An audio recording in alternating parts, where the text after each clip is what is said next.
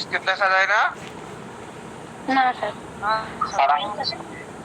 না স্যার। আচ্ছা আচ্ছা আচ্ছা, এই যে এখন স্ক্রিন দেখা যায়? না স্যার, দেখা যাচ্ছে না। কি বলেন, এখন স্ক্রিন দেখা যায় না? স্যার স্ক্রিন অফ করে আবার অন করেন। আপনি যেটা পড়ে যাচ্ছে বাট যেখানে পাচ্ছেন ওখানে না দেখা যাচ্ছে।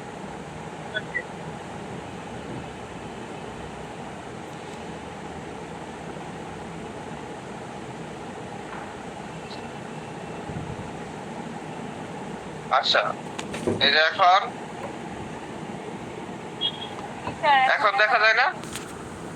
আচ্ছা ওকে ওকে, তাহলে এই যে দেখানো হচ্ছে, আমি একটা চিত্র দেখাই আপনাদেরকে।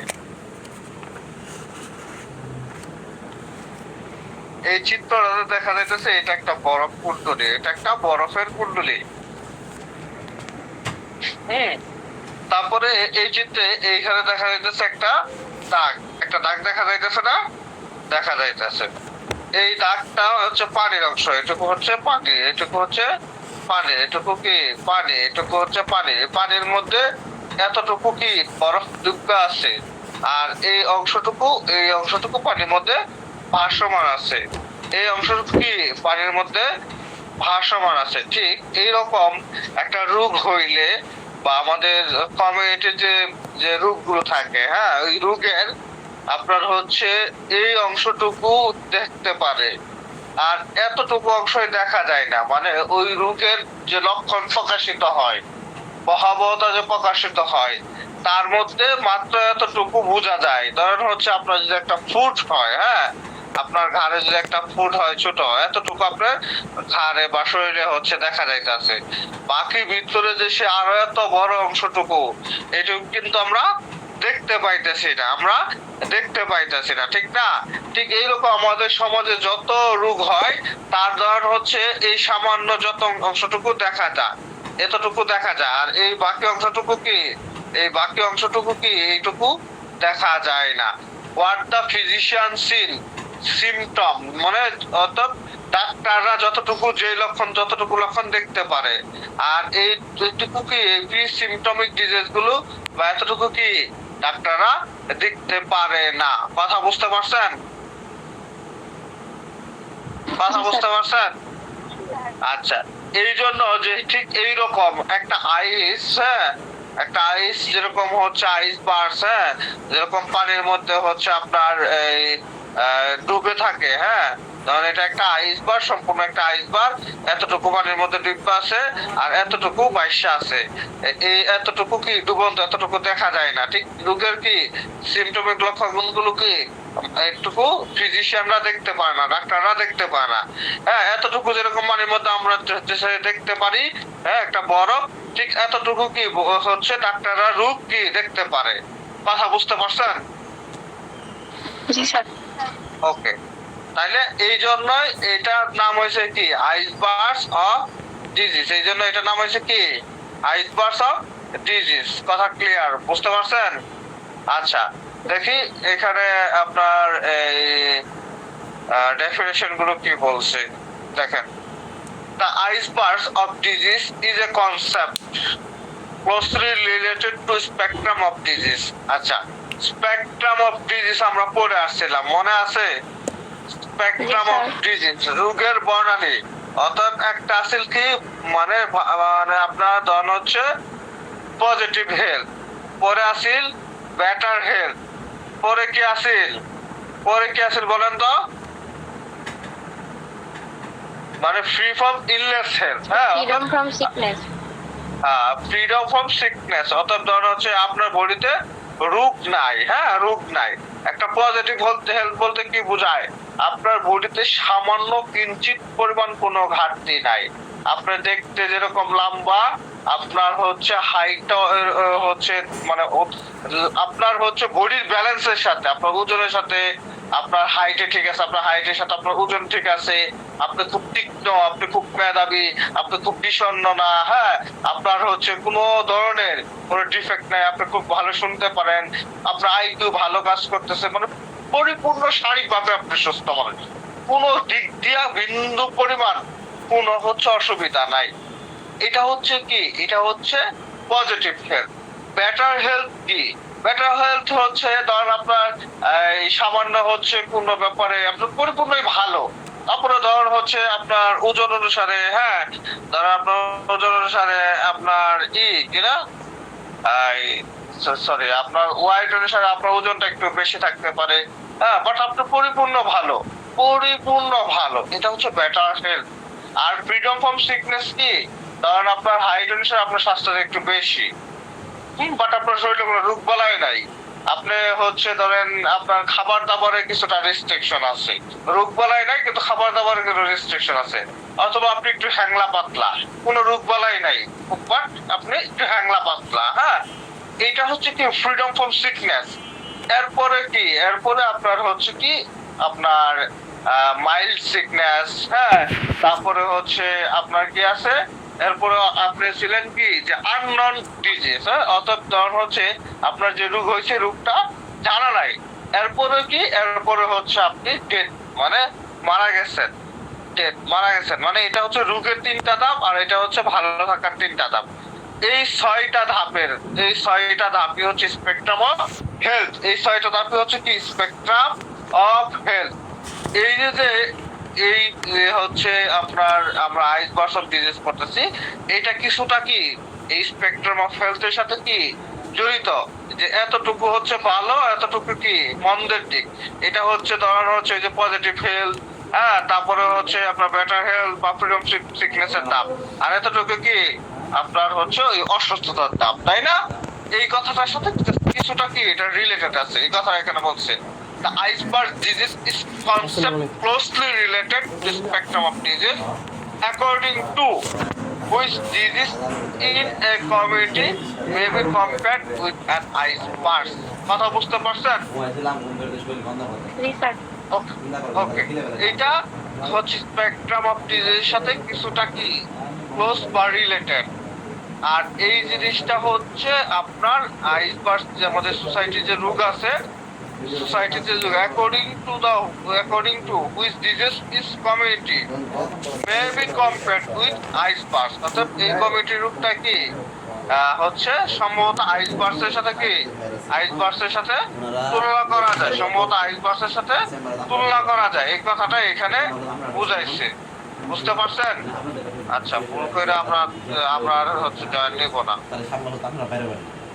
এই জয়েন্টটা নিতে গেলেই সমস্যা, এটাই লাস্ট, আর নেব না। ওকে, তাইলে আমরা আইসবার্গস অফ ডিজিজের কি ডেফিনেশনটা বুঝতে পারলাম। এটা কিন্তু আমাদেরকে অবশ্যই অবশ্যই কি মুখস্থ রাখতে হবে, মুখস্থ না রাখলে হবে না। আচ্ছা, এরপর importance of icebergs of disease, অর্থাৎ আইসবার্গস অফ ডিজিজের গুরুত্বটা বুঝাইছে। দেখেন কি বলছে, some disease show iceberg phenomenon, phenomenon মানে বৈশিষ্ট্য বা ক্রাইটেরিয়া, মানে কিছু রূপ ঠিক আইসবার্গের বৈশিষ্ট্যের মতো, কিছু রূপ ঠিক আইসবার্গের বৈশিষ্ট্যের মতো। হাইপার টেনশন, ডায়াবেটিস, ডায়াবেটিস কত মারাত্মক রোগ এটা কল্পনা করা যাবে না।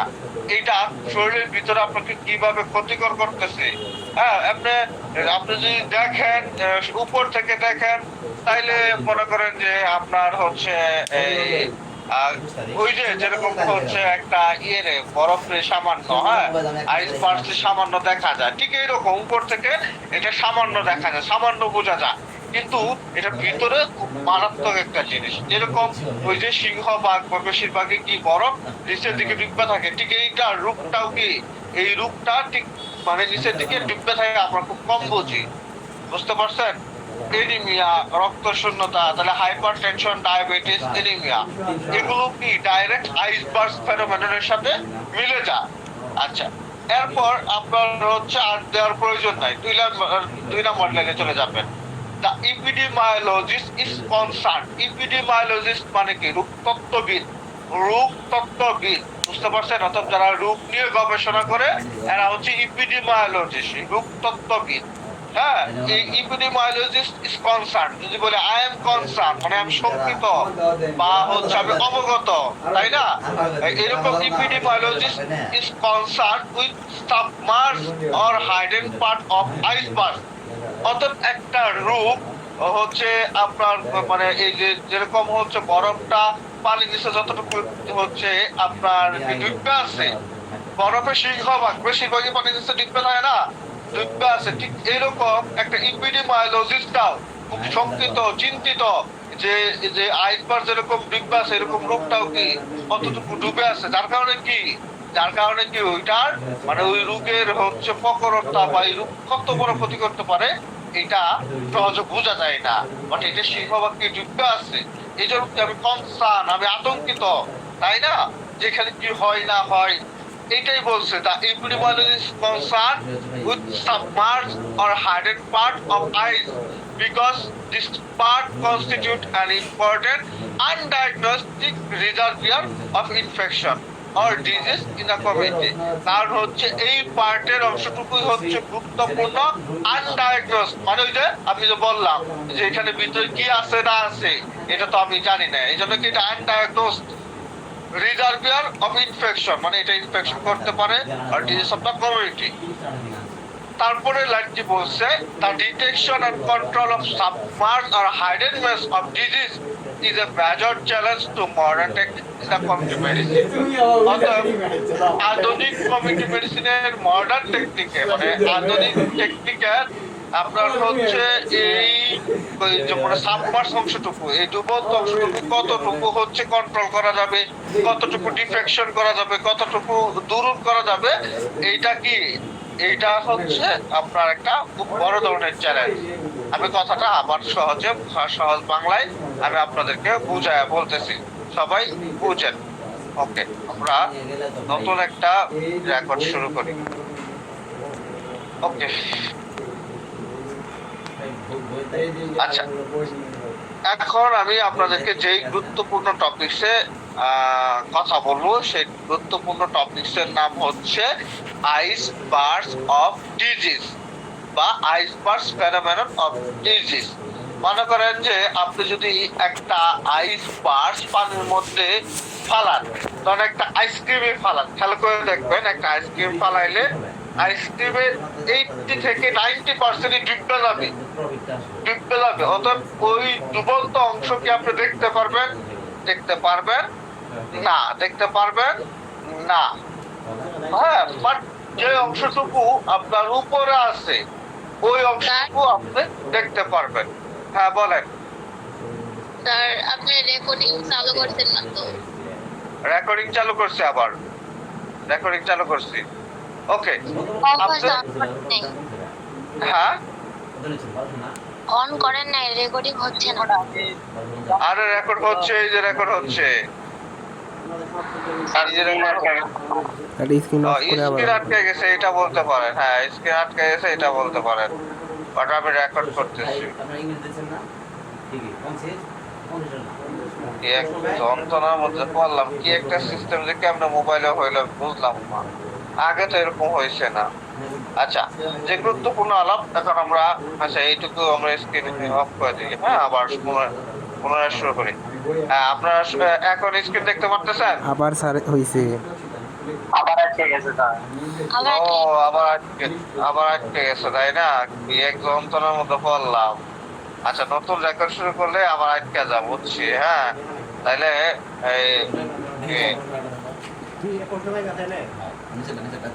এটা প্রশ্ন ব্যাংক না। আচ্ছা, যে গুরুত্বপূর্ণ আলোচনা করতেছিলাম সেটার নাম হচ্ছে আইসবার্গস অফ ডিজিজ, অর্থাৎ হচ্ছে ফেনোমেনন অফ ডিজিজ। হ্যাঁ, আইসবার্গস ফেনোমেনন অফ ডিজিজ, ফেনোমেনন মানে বৈশিষ্ট্য। যেরকম মনে করেন যে আপনি যদি একটা বরফ, হ্যাঁ, অথবা ধরেন আইসক্রিমে একটা কুন্ডলি মানে একটা ভাগ অংশ, হ্যাঁ, যদি পানির মধ্যে ফালানোর পরে দেখবেন যে এইটা 80 থেকে 90% বা 85% পানির মধ্যে ডুবে আছে, 10-20 ভাগ কি দেখা যাইতেছে। ঠিক এইরকম আমাদের সোসাইটিতে যে রোগগুলো আছে, হ্যাঁ, ওই রোগগুলো আপনার হচ্ছে 15-20% দেখা যায়, 15-20% দেখা যায়। বাকি অংশটুকু পানির মধ্যে ডুবে যায়, বাকি অংশটুকু কি পানির মধ্যে ডুবে যায়। এই এতটুকু তো বুঝতে পারছেন না? আচ্ছা তখন দাম বেশি। ওকে, যেরকম ধরুন হচ্ছে একটা রোগ হইলে একটা ফিজিশিয়ান ওই রোগের 15-20% আমরা দেখতে পারি, একটা ফিজিশিয়ান বা একটা ডাক্তাররা দেখতে পারে, বাকি অংশটুকু কি দেখা যায় না। যখন একটা রোগের যে অংশটুকু আপনি দেখতে পারবেন না, বুঝতে পারবেন না, তখন কি আপনি অবশ্যই এটা সম্পর্কে কি আতঙ্কিত হবেন, শঙ্কিত হবেন যে না আমি তো মাত্র 20% দেখে বুঝতেছি যে হ্যাঁ এতটুকু কি হয়েছে, এটা ট্রিটমেন্ট দিতে পারবো, বাট বাকিটুকু যতটুকু হচ্ছে দেখা যায় না, বোঝা যায় না, তাহলে ট্রিটমেন্ট দিব কেমনে? তাহলে এটা কি একটা ইম্পোর্টেবল কি এটা নিয়ে খুব বেশি কনসার্ন বা আতঙ্কিত থাকবে না, খুব বেশি কনসার্ন বা আতঙ্কিত থাকবে। এরপরে আপনার যেটা, এরপরে এই যে আপনি কনসার্ন বা আতঙ্কিত হইলেন, এই মানে যে আপনি যে অংশটুকু দেখতে পারতেছেন না, হ্যাঁ, এখন এই অংশটুকুর ট্রিটমেন্ট করা বা চিকিৎসা করা খুব বড় একটা কঠিন চ্যালেঞ্জ না, যেহেতু আমি একটু অংশটুকু দেখতে পারতেছি না, বুঝতে পারতেছি না, হ্যাঁ, তাহলে এটা অবশ্যই ট্রিটমেন্ট করা কি খুব কঠিন চ্যালেঞ্জ কিছুই তো, তাই না? চ্যালেঞ্জ কিছু না, এই কথাটাই এখানে বুঝাইছে। যে দেখেন কি বলছে, যে icebergs of disease is concept closely related to spectrum of disease, মানে আইসবার্গ অফ ডিজিজের ধারণাটা রোগের ধারণা স্পেকট্রাম অফ ডিজিজের সাথে কাছাকাছি মিল। According to which disease in community may be compared with an iceberg, অর্থাৎ আমাদের সমাজে রোগগুলো আছে এই রোগগুলোকে এই আইসবার্গের সাথে তুলনা করা যায়। এরপরে ফ্যাক্টর বা fact of iceberg of disease, iceberg of ডিজিজের ফ্যাক্ট কি আছে? দ্য ফ্লোটিং টিপ, মানে এই যে ভাসমান অংশটুকু, হ্যাঁ, এই যে ভাসমান অংশটুকু, এইটুকু হচ্ছে floating tip of the iceberg represent what the physician seen in the community, অর্থাৎ এই টিপ অংশটুকু মানে ওই যে বরফ যতটুকু বাইসা রয়েছে অতটুকু দ্বারা বোঝায় যে ডাক্তাররা হচ্ছে কি রোগ হয়েছে বা কমিউনিটিতে কি রোগ হয়েছে এটা দেখতে পারে, ঠিক আছে? পরে হচ্ছে let's say example clinical cases, মানে ক্লিনিক্যাল কেসেস গুলো দেখতে পারে। ওকে, তারপরে দা ওয়াটার লাইন, এই যে পানির লাইনটা আছে, এই পানির line, the water line represent the demarcation between apparent and inapparent disease, অর্থাৎ ওই উপরে এইটুকু কি, এইটুকু হচ্ছে বোঝা যায়, এইটুকু কি বোঝা যায়, এইটুকু কি অ্যাপারেন্ট, আর এই যে এইটুকু কি, এইটুকু হচ্ছে বোঝা যায় না, প্রিসিম্পটমিক ডিজিজটুকু বোঝা যায় না, এই জন্য হচ্ছে ইনঅ্যাপারেন্ট, মানে দৃশ্য অদৃশ্য। তাহলে এই পানির লাইন দ্বারা, এই ওয়াটার লাইন দ্বারা কি বোঝাইলো? উপরের অংশটুকু দৃশ্যমান, নিচের অংশটুকু কি অদৃশ্যমান, ঠিক আছে? আচ্ছা, the submerged portion of the iceberg represent, মানে ডুবটা যতটুকু আছে, সাবমার্জ মানে কি ডুবন্ত, represent iceberg represent the hidden mass of disease, অর্থাৎ রোগের মানে জয় বড় অংশটুকু মানে লুকায়িত আছে, হ্যাঁ, যেরকম হচ্ছে আইস পানির নিচে ডুববা আছে, এই যে সাবমার্জ অংশটুকু, এইটা দ্বারা বোঝায় যে রোগ যেরকম যত বড় অংশটুকু লুকায় আছে এইটাকে রিপ্রেজেন্ট করে। তাইলে আমরা এইটার মধ্যে তিনটা পয়েন্ট আছে, একটা হচ্ছে ফ্লোটিং টিপস মানে ভাসমান অংশ, আরেকটা হচ্ছে ওয়াটার লাইন, হ্যাঁ, আরেকটা হচ্ছে আপনার ডুবন্ত অংশ।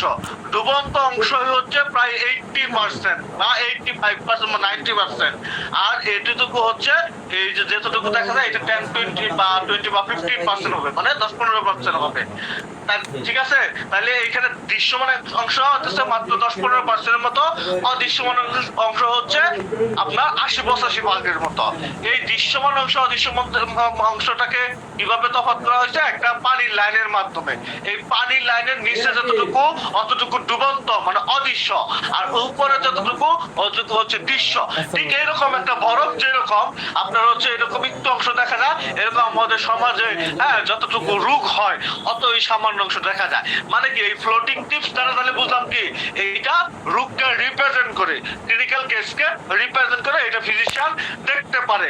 আর এই ওয়াটার লাইন কি করে, ওয়াটার লাইন কি করে, এই রোগ অদৃশ্য দৃশ্যমানটাকে কি লাইন করছে, দৃশ্য অদৃশ্য মানে দৃশ্যমানটাকে কি লাইন করছে, ওয়াটার লাইন। হ্যাঁ, ওয়াটার লাইন রিপ্রেজেন্ট, এই যে water line represent the demarcation between apparent and inapparent disease, অর্থাৎ অদৃশ্য এবং দৃশ্যমান রোগের এই লাইনটা কেটে দেয়, যে এতটুকু অংশ দৃশ্য দেখা যাইতেছে, এই উপরটুকু দেখা যাইতেছে না, আর এতটুকু দেখা যাইতেছে, তাহলে এটা কি এই ওয়াটার লাইনটা ডিটেকশন করে দিতেছে। আর যতটুকু সাবমার্জ মানে ডুবন্ত আছে, যতটুকু সাবমার্জ বা ডুবন্ত আছে, এই সাবমার্জ বা ডুবন্ত অংশটুকু কি এ দ্বারা বোঝায় যে এটা কি বোঝা যায় না, এটা কি রোগের লুকায়িত অংশকে কি করে রিপ্রেজেন্ট করে, এটা কি রোগের লুকায়িত অংশকে রিপ্রেজেন্ট করে। এই জন্য লেখছে the submerge portion of iceberg represent the hiddenness of disease. কথা ক্লিয়ার? জি স্যার, বুঝতে পারছি। আচ্ছা, এখানে তিনটা লাইন দিয়েছে, ইম্পর্টেন্সি অফ আইসবার্গস। তাহলে some disease show icebergs phenomenon, কিছু রোগ ঠিক আইসবার্গস ফেনোমেননের মতো উপস্থাপন মানে বোঝায়। Example hypertension, diabetes, anaemia. তারপর 2 নাম্বার লাইন দিয়েছে the epidemiologist is concern, epidemiologist is concern, একটা এপিডেমিওলজিস্ট বা ডাক্তাররা কি শঙ্কিত the with submerge hidden part of iceberg, আইসবার্গের যতটুকু লুকায়িত আছে, যতটুকু লুকাইছে ততটুকু নিয়ে তো শঙ্কিতই হব যে এখানে কি ঘটে না ঘটে, তাই না?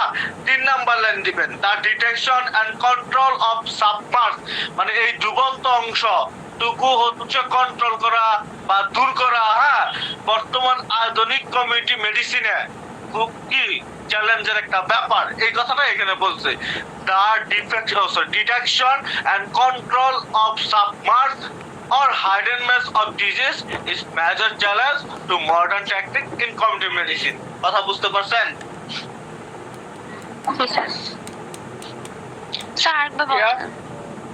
হ্যাঁ, এইখানে রেকর্ড আছে, যথেষ্ট পরিমাণ রেকর্ড আছে, রেকর্ড শুনে নেবেন। আমি তারপর আরেকবার বলি। তার একটা প্রশ্ন ছিল। পরীক্ষা আসলে কি ফিগারটা দেওয়া লাগবে? 100%। হ্যাঁ, বলেন, কার কি প্রশ্ন ছিল বলেন। স্যার এখানে চিত্রটা দিতে হবে কি? চিত্র দিতে হবে। আর কি প্রশ্ন আছে বলেন। স্যার কতটুকু লিখবো?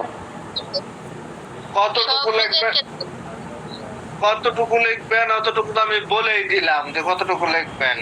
আমি তো আপনাদেরকে মার্ক করেই দিলাম যে এতটুকু লিখবেন। আবারও মার্ক করে দিতেছি, টেনশন নাই। হ্যাঁ, আচ্ছা, খেয়াল করেন লিখবেন কি, এই হচ্ছে আইসবার্গস ডেফিনেশন দিবেন, ফ্যাক্টর দিবেন the floating tip of icebergs for the physician in community. তারপর the water line represent demarcation between apparent and inapparent disease. The submerged portion of icebergs represent hidden mass of the disease. হ্যাঁ, আচ্ছা, চিত্রটা তো আঁকাবেন। Importance some disease show icebergs phenomenon, example hypertension, diabetes, anaemia, এই পর্যন্ত দিবেন। 2 number line the epidemiologist is concerned with submerged or hidden part of icebergs because এই পর্যন্ত দিবেন, তাহলেই হবে, এর বেশি লাগবে না। 3 number the detection and control of submerged or hidden mass of disease is a major challenge to modern technique in the community medicine, এই পর্যন্ত দিবেন। মনে থাকবো? স্যার চিত্রটা কি ফ্যাক্টের নিচে দিব নাকি হচ্ছে মানে সবগুলো লেখার পরে শেষে দিব? সে সবগুলো লেখার পরে শেষে চিত্র রাখাবেন, ঠিক আছে? ওকে, তাইলে আমি এই গুরুত্বপূর্ণ প্রশ্নটা অবশ্যই মুখস্থ করব, ঠিক আছে? 1 2 নাম্বার হচ্ছে আপনার ডিজিজ সাইকেল অবশ্যই মুখস্থ করতে হবে। হ্যাঁ, কম্পোনেন্ট গুলো জাস্ট নাম মুখস্থ করবেন। আর হচ্ছে প্যাথোজেনিক স্পেস হচ্ছে 2টা। হ্যাঁ, প্যাথোজেনিক স্পেস হচ্ছে 2টা, pre pathogenic space, pathogenic space, just এই পর্যন্ত মনে রাখবেন। হ্যাঁ, আচ্ছা, এরপর হচ্ছে আপনার এই হচ্ছে ক্লাসিফিকেশন অফ ডিজিজ এজেন্ট, যে পড়াইছি সেইভাবে আপনাকে মুখস্থ করতে হবে। এরপর এপিডেমিওলজি হ্যাঁ এই প্রিলিমিনারি ট্রিয়াড এইটা সম্পূর্ণ ইনস এন্ড আউট যতটুকু আমি মার্ক করে দিচ্ছি অতটুকু মুখস্থ করতে হবে। এই চ্যাপ্টারটা খুবই গুরুত্বপূর্ণ। এইখান থেকে যে রিস্ক ফ্যাক্টর গুলো বলে দিচ্ছি এগুলো এমসিকিউর জন্য মুখস্থ করতে হবে। এরপরে হচ্ছে আপনার কিনা multiple factor for causing disease. হ্যাঁ এখানে যতটুকু পড়াইছি অতটুকু আপনাকে মুখস্থ করতে হবে, ডিজিজের ডেফিনিশন মুখস্থ করতে হবে। এই চ্যাপ্টার 3 খুবই গুরুত্বপূর্ণ। এই চ্যাপ্টার 3 যদি আপনি ভালোভাবে শেষ করতে পারেন কমিউনিটি মেডিসিনে 10% শেষ হয়ে যাবে। কমিউনিটি মেডিসিনে 20টা চ্যাপ্টার আছে, শুধুমাত্র এই চ্যাপ্টারটা শেষ করলেই আপনার হচ্ছে 10% শেষ হবে। কল্পনা করতে পারছেন কত গুরুত্বপূর্ণ একটা চ্যাপ্টার। এবং এই যে পর্যন্ত যে পড়াইছি এর মধ্যেই 2টা প্রশ্ন 100%, এই যে কয়টা প্রশ্ন পড়াইলাম এর মধ্যে 2টা প্রশ্ন 100% আপনার পরীক্ষায় আসবে। বুঝেন তাহলে কত গুরুত্বপূর্ণ। তাহলে সেই ক্ষেত্রে অবশ্যই কি আমার এগুলো সুন্দরভাবে মুখস্থ করতে হবে, ঠিক আছে। আচ্ছা এরপর হচ্ছে ক্লাসিফিকেশন অফ ডিজিজ দিছে। ক্লাসিফিকেশন অফ ডিজিজটা আমরা পড়ে আসছি এটাকে, এরপরে এটা এক নজর আমরা পড়ে আসবো, এখান থেকে মুখস্থ করার এত প্রয়োজন নাই, তাহলে আমাদের চ্যাপ্টার 3টা শেষ হয়ে যাবে। আচ্ছা দেখি ক্লাসিফিকেশন। ওকে এতটুকু হচ্ছে আমি রেকর্ডে রাখলাম না, রেকর্ডটা বড় হয়ে গেলে পরে দিতে অসুবিধা হয় এই জন্য। আচ্ছা দেখা যাইতেছে না? জি স্যার। ওকে দেখা যাচ্ছে। আচ্ছা ইটিওলজিক্যাল ক্লাসিফিকেশন তো কারণবশত যে রোগগুলো হয়, যেরকম হচ্ছে ব্যাকটেরিওলজিক্যাল ডিজিজ বা ব্যাকটেরিয়াল ডিজিজ, মানে ব্যাকটেরিয়ার কারণে রোগ হবে। যেরকম ব্যাকটেরিয়ার কারণে আপনার কি হয়, টাইফয়েড জ্বর হয়, চিকুনগুনিয়া হয়, তারপরে হচ্ছে আপনার এই যে জন্ডিস হয়, আমাশয় হয়, তাই না? এইগুলো কি ব্যাকটেরিয়ার কারণে, কলেরা রোগ হয়, তারপরে টিবি রোগ হয়, আবার হচ্ছে আপনার হেপাটাইটিস, এইচআইভি, মিজেলস, হাম, হ্যাঁ এগুলো কি ভাইরাল ডিজিজ। তাহলে এগুলোর কারণে ভাইরাল ডিজিজ হয়। Rickettsial disease, typhus fever, trench fever, হ্যাঁ এগুলো হচ্ছে রিকেটশিয়াল ডিজিজ। পরে ফাঙ্গাল ডিজিজ, রিংওয়ার্ম, ক্যান্ডিডিয়াসিস, হ্যাঁ ওই যে হাতের মধ্যে কি হয় যে কি না বড় ধরনের দাউদ হয়, মুখের মধ্যে ঘাও হয়, এগুলো কি ফাঙ্গাল ডিজিজ। পরে প্যারাসাইটিক ডিজিজ কি ডিসেন্ট্রি, কালা জ্বর, ফুকাম, ওই যে আপনার হচ্ছে গুলকিমি, ফিটাকিমি, হ্যাঁ এগুলো কি প্যারাসাইটিক ডিজিজ। এরপরে হচ্ছে আপনার কেমিক্যাল আর পয়জনিক ডিজিজ, হ্যাঁ ওই যে আর্সেনিক যুক্ত পানি খাইলে আপনার কেমিক্যাল বা পয়জনিক ডিজিজ হতে পারে। তারপর নাইন ব্লাইন্ডনেস, কোয়াশিকার, মেরাসমাস, পুষ্টির অভাবে হয়, এগুলো হচ্ছে কি নিউট্রিশনাল ডিজিজ। তারপরে জেনেটিক ডিজিজ কি থ্যালাসেমিয়া, সিকেল সেল অ্যানিমিয়া, এগুলো কি জেনেটিক ডিজিজ। পরে হরমোনাল আর মেটাবলিক ডিজিজ কি, হরমোনাল আর মেটাবলিক ডিজিজ কি ডায়াবেটিস, থাইরয়েড, হ্যাঁ এগুলো কি হরমোনাল মেটাবলিক ডিজিজ। তারপরে সাইকিয়াট্রিক ডিজিজ, হ্যাঁ মানে ওই যে মানে আপনি কিছুটা হচ্ছে মানে সাইকোলজিক্যাল ভাবে উইক হয়ে যাবেন, যেরকম হিস্ট্রি আছে, স্কিজোফ্রেনিয়া আছে, হ্যাঁ তারপর লেট্রোজেনিক ডিজিজ, আপনার হচ্ছে চাইল্ডহুড লিউকেমিয়া, অ্যাপ্লাস্টিক এনিমিয়া, মানে রক্তের কারণে যে রোগগুলো হয়। তারপরে হচ্ছে disease due to physical and mechanical agent, যেরকম আগুনে পুড়ে গেলে, ফ্র্যাকচার হইলে, হ্যাঁ হিট স্ট্রোক করলে। তারপর ইডিওপ্যাথিক ডিজিজ, হ্যাঁ ইডিওপ্যাথিক ডিজিজ হচ্ছে কার্সিনোমা, হাইপারটেনশন। কার্সিনোমা বলতে ক্যান্সারকে বোঝায়, হাইপারটেনশন বলতে কি হাই ব্লাড প্রেশার, হাইপারটেনশন বলতে বোঝায় হাই ব্লাড প্রেশার। বুঝতে পারছেন? ওকে জি স্যার। আচ্ছা স্যার এগুলো কি এমসিকিউ এর এখানে কি জন্য ডিজিজের লাগবে? নামগুলো মুখস্থ রাখলে হবে? এমসিকিউ জন্য হচ্ছে এরকম ভাবে লাগবে না, হ্যাঁ এগুলো আস্তে আস্তে আপনারা সব শিখে ফেলবেন। মানে এখন আপনাদেরকে চাপ দিতেছি না কেন, 2 দিন আগে পরে ওগুলো আপনি শিখবেন, তো এই জন্য এখন আর এত চাপ দিতেছি না। সামনে এগুলো নিয়ে অনেক পড়াশোনা আসবে। ব্যাকটেরিয়াল ডিজিজ মানে ব্যাকটেরিয়ার কারণে যে রোগ হয়, ভাইরাল ডিজিজ মানে ভাইরাসের কারণে যে রোগ হয়, প্যারাসাইটিক ডিজিজ মানে প্যারাসাইটের কারণে যে রোগ হয়, ফাঙ্গাস ডিজিজ মানে ফাঙ্গাসের কারণে যে রোগ হয়, কেমিক্যাল ডিজিজ মানে কি কেমিক্যাল সাবস্টেন্সের কারণে যে রোগ হয়। তারপরে আপনার ধর হচ্ছে নিউট্রিশনাল ডিজিজ কি পুষ্টির অভাবে যে রোগগুলো হয়।